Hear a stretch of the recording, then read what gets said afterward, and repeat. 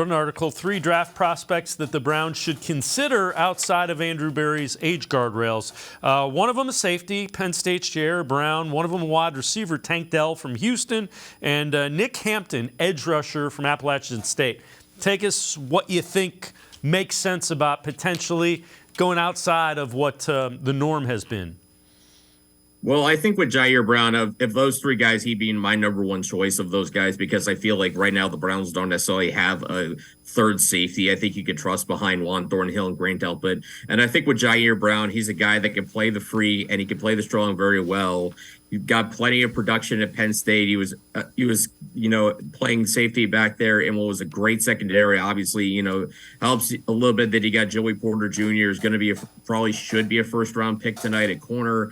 But Brown was so extremely good in coverage. As that's that element which I don't know if the Browns have really outside of Thornhill, and Grant Delpit has some of that, but I think Brown's might be better at that. The issue with Brown is that he's very high risk, high reward. Is that he'll make the big plays, but he's also anytime he makes a mistake, it's a big mistake. So the coaches are gonna have to rein that in wherever he goes. But I feel like I said this on the podcast, the Orange and Brown Talk podcast Thursday morning. You'd rather have a player that you have to rein in a little bit than try and demand more aggressiveness out of him. I feel like that's easier thing to do.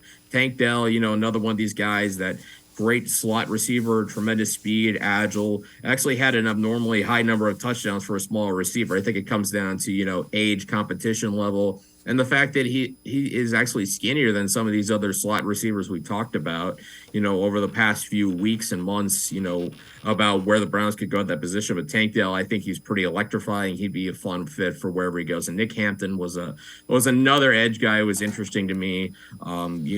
Absolutely tested out of the park, this offseason. Even though he's 236 pounds, he got a 10-yard split of 1.55 seconds. Very good explosiveness. That tells you he's got first step.